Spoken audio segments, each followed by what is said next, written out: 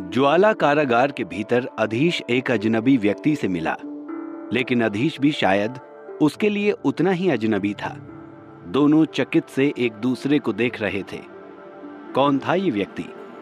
यदि ये व्यक्ति अब तक जीवित था तो इसका अर्थ था कि कोई और शक्ति है जो अब तक इस जहाज पर है, जिसका पता अधीश अब तक नहीं लगा सका। अब उसे खतरे का एहसास हो रहा था। क्या अधीश कभी ये जान पाएगा, या वो भी इस बूढ़े की तरह हमेशा हमेशा के लिए इस कारागार में बंद होकर रह जाएगा? बूढ़े आदमी ने ध्यान से अधीश के चारों ओर देखा।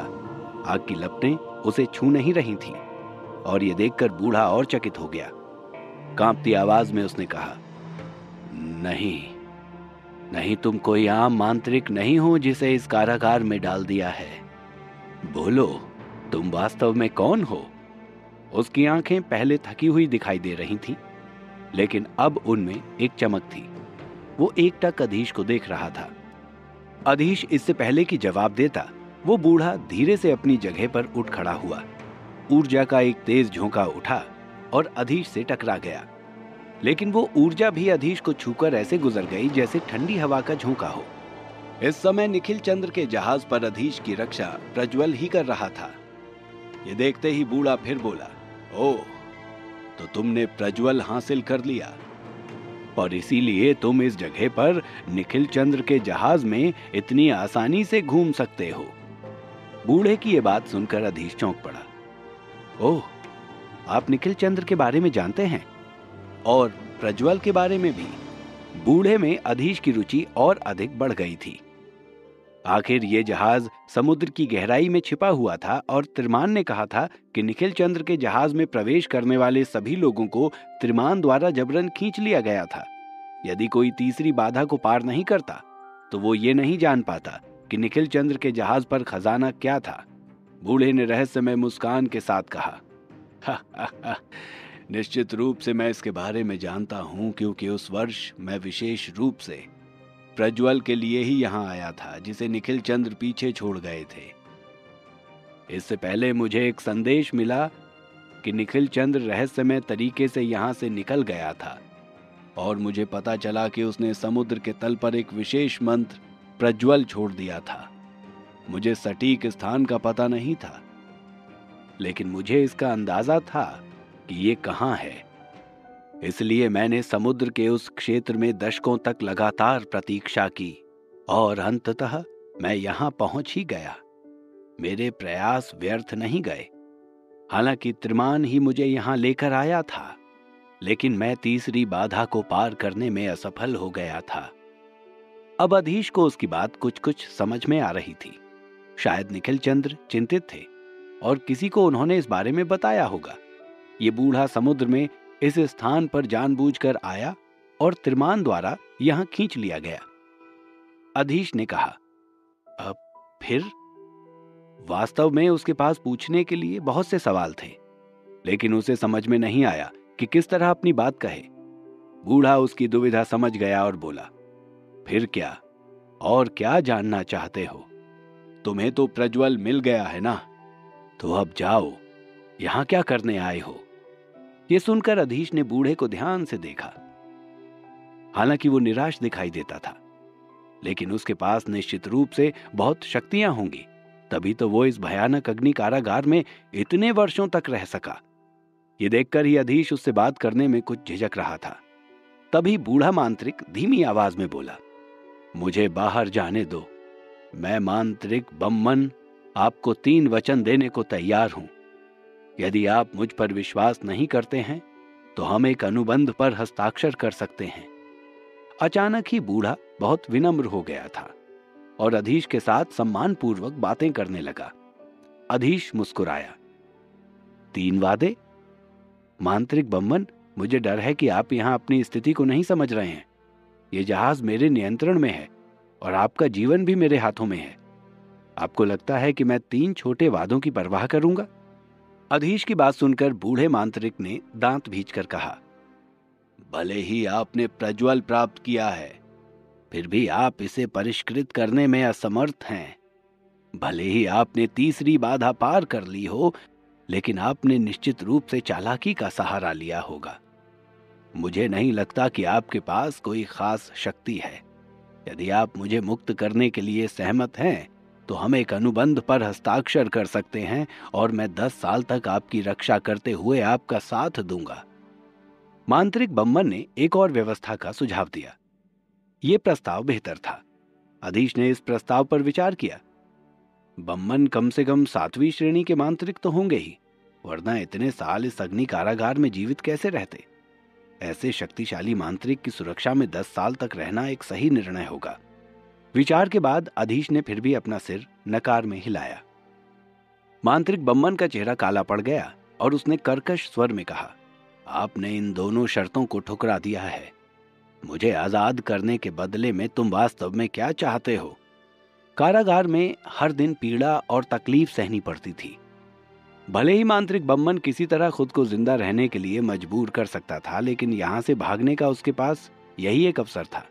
अधीश ने कहा, मेरी शर्त यह है कि आप उच्चतम श्रेणी के एक दास अनुबंध पर हस्ताक्षर करें और मैं आपको बाहर कर दूंगा। अधीश के होठों के कोने पर एक मुस्कान आ गई थी। दास अनुबंध की बात सुनकर बूढ़ा उलझ गया और चीखते हुए बोला, क्या? दास अनुबंध? असंभव, यह बिल्कुल असंभव है। भले ही मैं इस अग्नि कारागार में मर जाऊं, मैं आपके साथ दास अनुबंध पर कभी हस्ताक्षर नहीं करूंगा। उसने विचार किए बिना ही अधीश का प्रस्ताव खारिज कर दिया था। सभी प्रकार के अनुबंधों में दास अनुबंध सबसे कठिन माना जाता था। जो मांत्रिक इस दास अनुबंध पर हस्ताक्षर करते थे, उनके पास जो कुछ भी था, उनका जीवन भी उनके स्वामी के हाथों में था। साधारण श्रेणी का मांत्रिक भी इस तरह के अनुबंध पर हस्ताक्षर नहीं करता। बम्मन तो एक 7वीं श्रेणी का मांत्रिक था। मंदार में उच्चतम श्रेणी के अनुबंध पर हस्ताक्षर करने के बाद अधीश ने विभिन्न प्रकार के अनुबंधों के बारे में कुछ जानकारी हासिल की थी। संयोग से तभी उसे दास अनुबंध के बारे में भी पता चला था। अधीश समझता था कि बम्मन को इस तरह छोड़ देना खतरे से खाली नहीं है। यदि वो उसे मुक्त करता भी है तो अधीश का उस पर पूर्ण नियंत्रण होना चाहिए, और इसके लिए दास अनुबंध पर हस्ताक्षर करना ही एकमात्र तरीका था। अधीश ने कहा, मांत्रिक बम्मन, आप आराम से सोच समझकर फैसला लीजिए। मैं यहाँ 3 दिन रहकर आपके फैसले का इंतजार करूंगा। यदि तब तक आप दास अनुबंध पर हस्ताक्षर करने के इच्छुक नहीं हैं, तो आप यहाँ हमेशा के लिए रह सकते हैं और अग्नि कारागार का आनंद ले सकते हैं। अपनी बात पूरी करते ही अधीश पलटा और कारागार से बाहर निकल गया। 16 स्तंभों के बाहर आकर वो पालथी मारकर बैठ गया। उसने बम्मन को 3 दिन का समय दिया था और यहाँ बैठकर वो बम्मन की हर हरकत पर नजर रख सकता था। बम्मन के शरीर के चारों ओर ज्वाला की एक परत सी बनी हुई थी, जैसे वो उसका रक्षा कवच हो, और वही उसे अग्नि कारागार में जलकर भस्म होने से बचा रहा था। अधीश ने अपनी आंखें हल्के से बंद कर ली। प्रज्वल के माध्यम से वो पूरे जहाज को नियंत्रित कर सकता था। इस अग्नि कारागार को भी अधीश के एक इशारे पर ही सभी ज्वाला स्तंभ एक साथ कांपने लगे और उन पर खुदे हुए संकेत चिन्ह हवा में लहराने लगे। स्तंभों के आसपास ज्वाला की लपटें भड़क उठी, जैसे किसी ने जलती आग में अचानक घी डाल दिया हो। ज्वाला स्तंभ पहले से भी अधिक प्रचंड रूप से जल उठे। मांत्रिक बम्मन थोड़ा घबरा गया और बाहर देखने लगा। अधीश धीरे से हंसा और बोला, मांत्रिक बम्मन, 3 दिनों तक इस जादूगरी का आनंद लो। मांत्रिक बम्मन का चेहरा क्रोध से लाल हो गया और उसके पूरे शरीर में अग्नि तत्व का उतार चढ़ाव असामान्य रूप से तीव्र हो गया। उसके शरीर के आसपास जो रक्षा परत थी, वो इसे झेलने में असमर्थ प्रतीत हो रही थी। यह अधीश की छोटी सी चाल थी। मांत्रिक बम्मन एक जटिल व्यक्ति थे। अधीश ने पहले जो भयानक उपस्थिति महसूस की थी, वो एक निर्मम भावना से भरी थी। केवल वही व्यक्ति जिसने कई अन्य लोगों का वध किया हो, उसी की आभा इस तरह की क्रूर ऊर्जा उत्सर्जित करती है। मांत्रिक बम्मन ने घूर कर अधीश को देखा। अधीश फिर मुस्कुरा दिया। उसे कोई जल्दी नहीं थी और उसके पास काफी समय था। वो बैठकर आराम से पूरी स्थिति पर विचार कर रहा था। जहाज की शक्ति से अधीश सच में प्रभावित था। अधीश सोच रहा था, अब मैं जरूरत पड़ने पर अपने शत्रु को इस जहाज में खींचकर इस कारागार में डाल सकता हूं। लेकिन कितनी बुरी बात है कि मैं इस जहाज को अपने साथ कहीं ले नहीं जा सकता। ये केवल समुद्र की गहराई में ही रहता है, वरना मेरी शक्ति कई गुना बढ़ जाती। लेकिन अधीश की इस हरकत ने बम्मन को गुस्सा दिला दिया था। वो चीखा, मुझे इस तरह के घृणित तरीकों से आत्मसमर्पण करने के लिए मजबूर मत करो। मैं इस तरह से तुम्हारी बातों में आने वाला नहीं हूं। अधीश ने उसकी बातों पर कोई ध्यान नहीं दिया और अपने नए मंत्रों की जांच में लग गया। वो अपनी अंधेरी शक्ति के मंत्रों के साथ नए मंत्रों को जोड़ना चाहता था। कई प्रयोग करने के बाद उसे कुछ सफलता भी हासिल हुई और इस तरह पहला दिन बीत गया। अधीश ने बम्मन की ओर देखकर कहा, कुछ सोचा आपने? मांत्रिक बम्मन अब तक ध्यान से अधीश के प्रयोगों को देख रहा था और उसकी ताकत देखकर थोड़ा घबरा भी रहा था। उसका चेहरा सूखा और पीला पड़ गया था। वो थोड़ा सा कांप भी रहा था, अपने होठों पर काट रहा था, जैसे कि वो अभी भी अपने शब्दों को दृढ़ता से पकड़ रहा हो।